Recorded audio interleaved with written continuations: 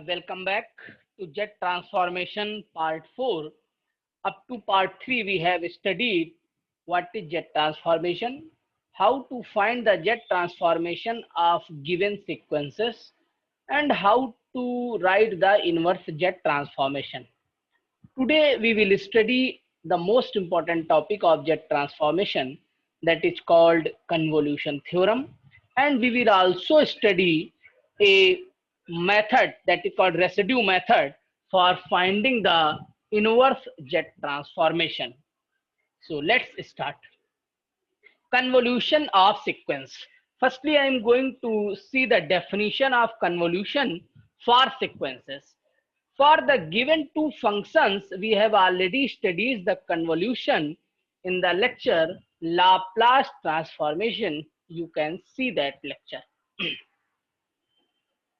So let Fn and Gn be two sequences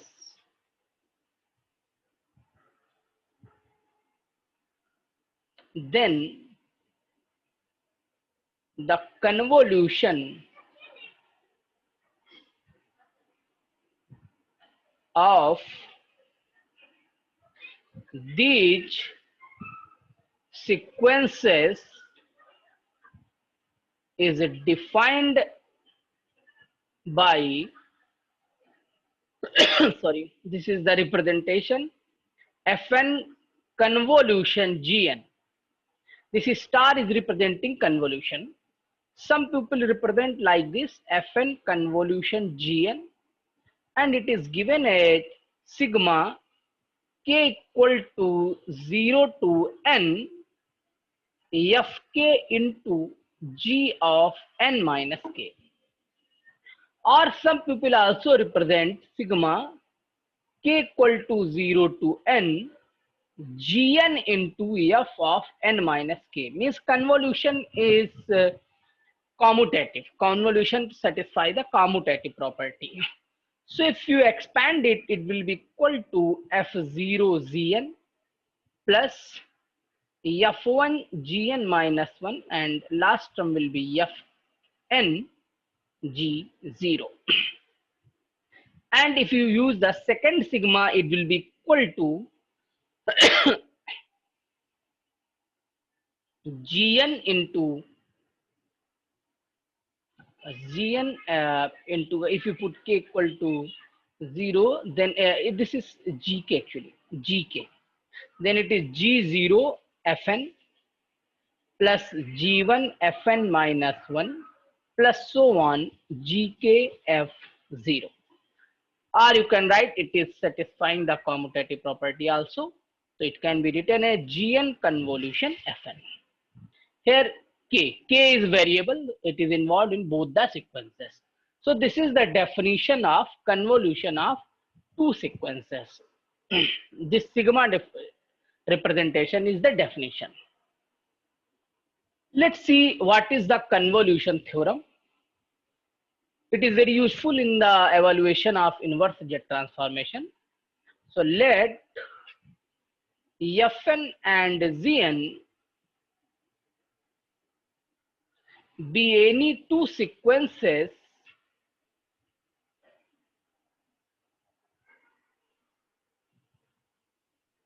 let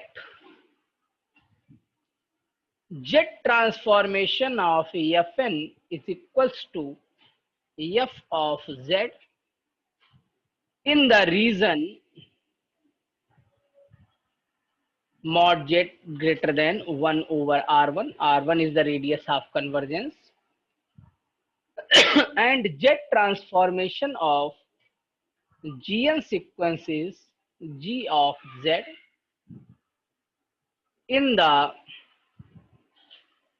region mod z greater than 1 over r2, then jet transformation of Fn convolution Gn is equal to Fz into Gz, and this convolution is valid in the region mod z greater than 1 over r, where 1 over r is the max of 1 over r1 comma 1 over r2. So this is the result. Z transformation of convolution on two sequences equal to the product of their Z transformations. Let's see the proof. This proof is important. See the RHS. RHS is Fz into Gz. What is your Fz? Fz is Z transformation of Fn and Gz is Z transformation of Gn. If you use the Z transformation of Fn, it is equal to sigma n equal to 0 to infinity Fn Z to the power minus n.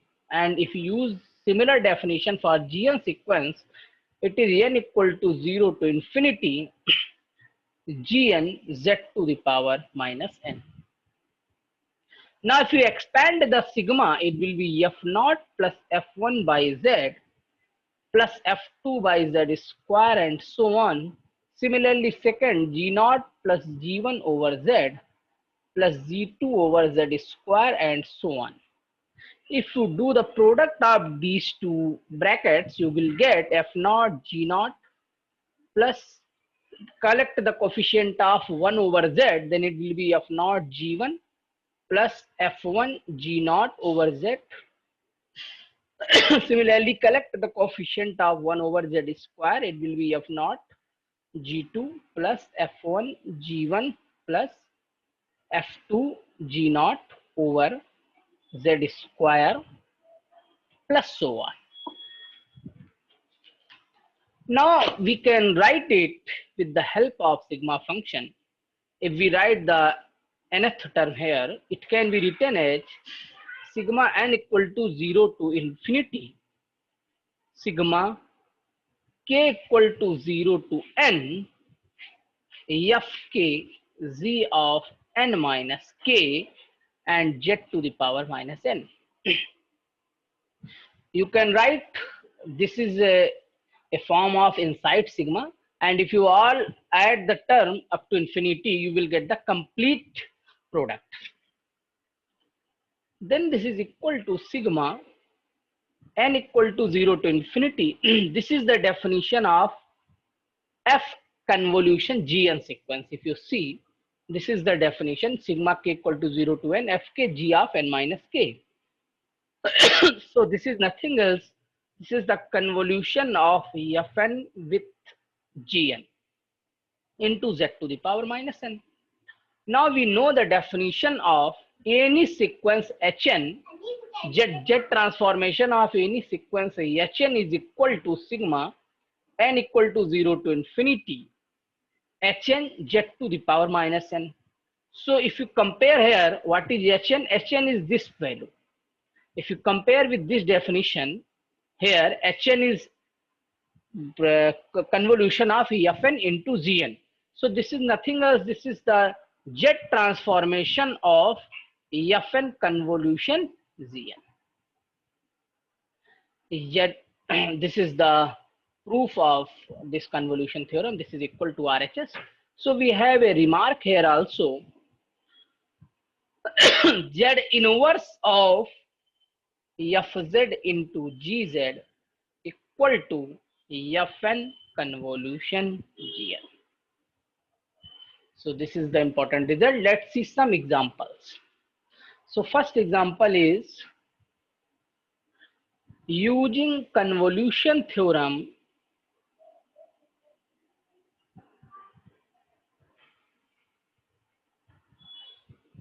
find the Z transform of Z Fn convolution Gn, where first part is Fn is p to the power n, Gn is q to the power n. Second part is Fn sequence is p to the power n, Gn sequence is p to the power n. And third, I'm taking Fn sequence as n and Gn sequence as n cube. I'm going to solve one problem here. You can verify for all the three problems here. So let's see solution first. Fn convolution Gn is defined as sigma k equal to 0 to n fk g of n minus k.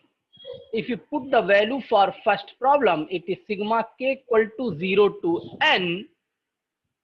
It is p to the power k into q to the power n minus k.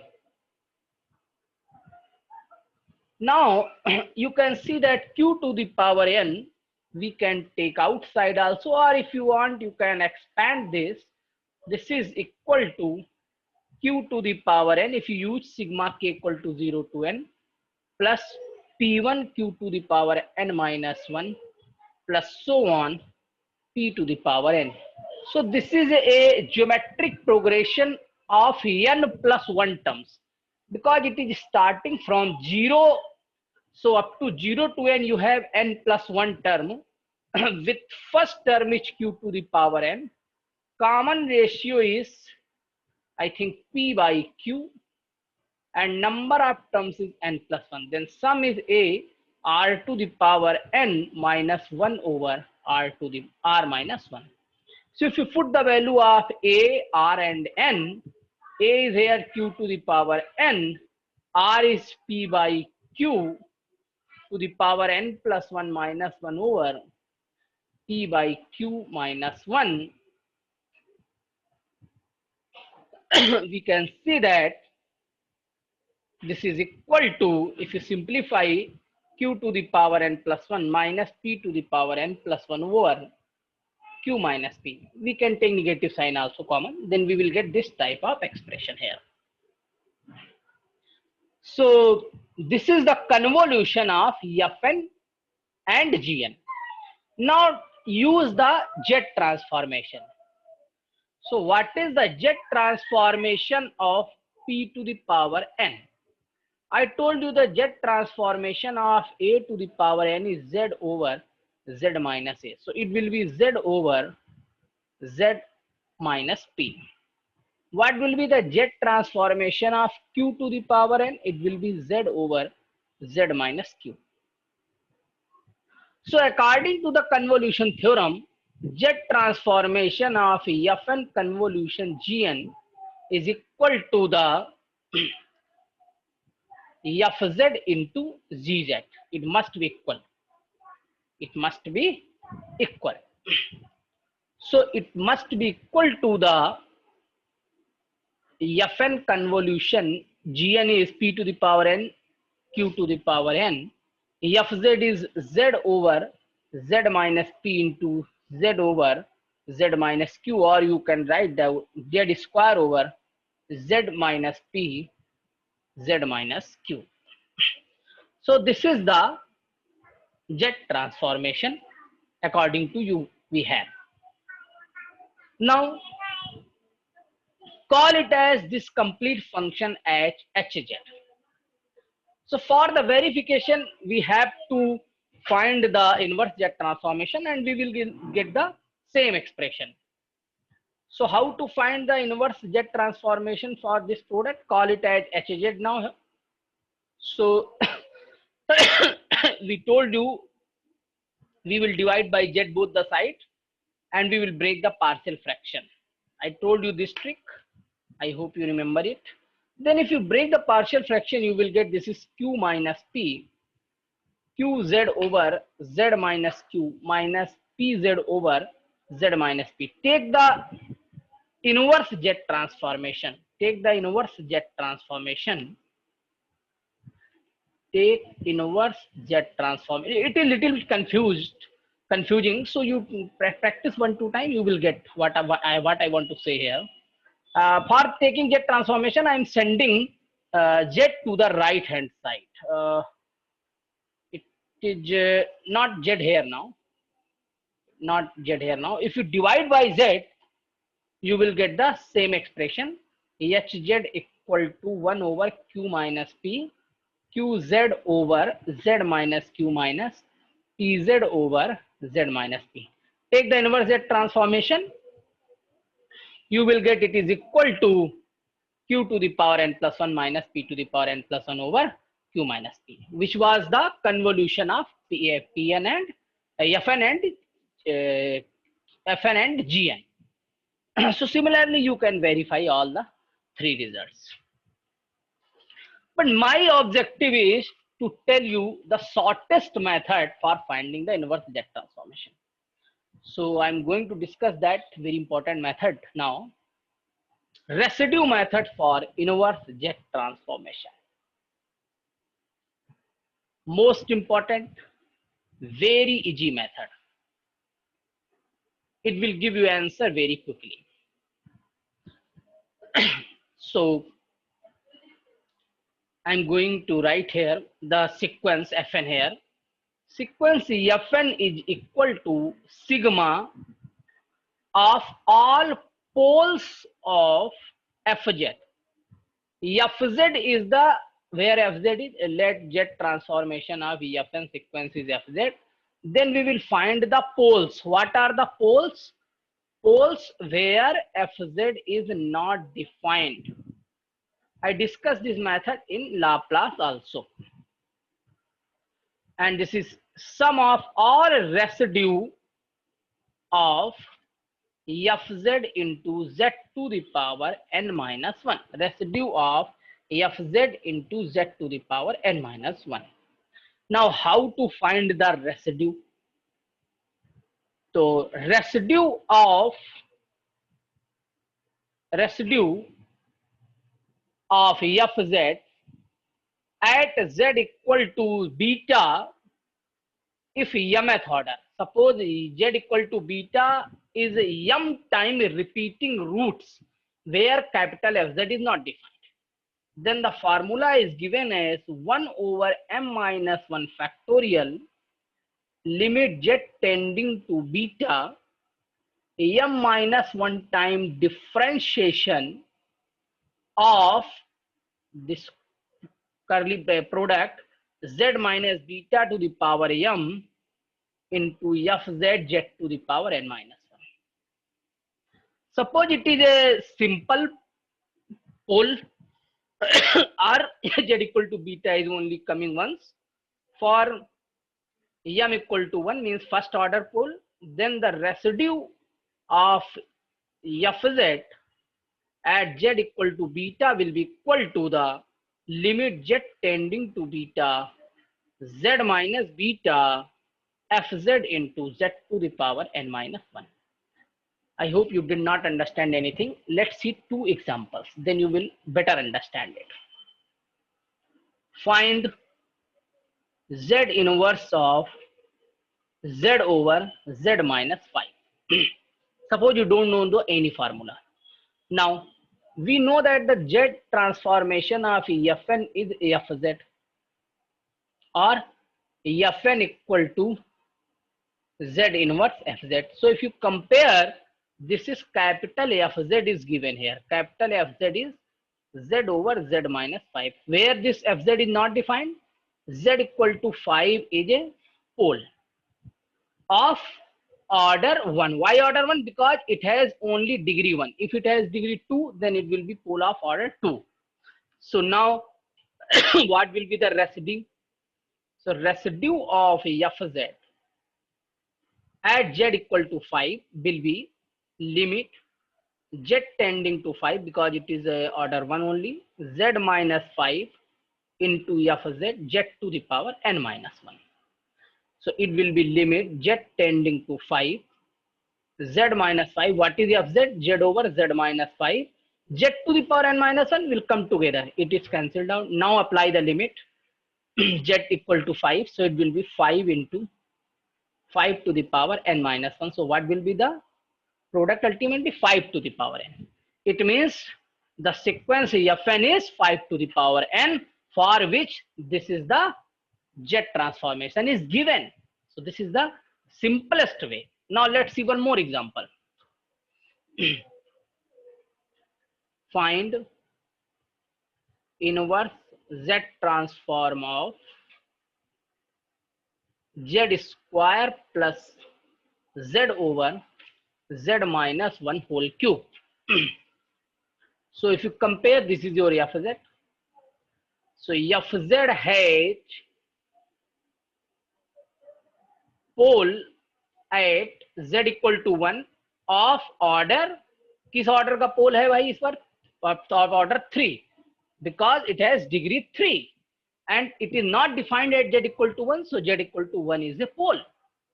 Now how to find the residue? If you have more than one poles, suppose you have, if more factor is Z minus 2, then you have to find the residue for Z equal to 2 and then you have to add all the residue. I told you the formula. You have to take the sigma, means you have to add for all the poles. But in these two problems, only one pole is given of different orders, so no need to find other residue. So residue of Fz at Z equal to 1.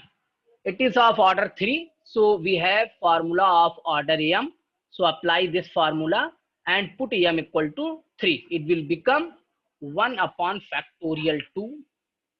Then limit z tending to beta, limit z tending to 1. 2 time derivative d2 by dz2. Z minus 1 to the power 3. Fz is z square plus z over Z minus 1 whole cube into Z to the power n minus 1. Sorry. This is cancelled out. So it is 1 by 2, limit Z tending to 1. Now, if you multiply these two factors, I will differentiate later. First, you multiply, it is Z to the power n plus 1 plus Z to the power n. Now, if you differentiate twice, limit Z tending to 1. First time you will get n plus 1, then again n Z to the power n minus 1. In second term, it is n minus 1 Z to the power n minus 2. It is twice differentiation. Now, if you put Z equal to 1, it is 2 into 1 to the power n minus 1 plus Z equal to 1, sorry. Z equal to 1, then n plus 1 into n plus 1, Z 1 to the power n minus 1 plus n minus 1 to the power n minus 2. We have to put Z equal to 1 only. So what will be the ultimately calculation? It is 1 by 2 n square plus n 1 to the power n minus 1, that will be 1 to the power n minus 2, that will be 1 plus n square minus n. So n is cancelled out. It is 2n square by 2, so it is n square.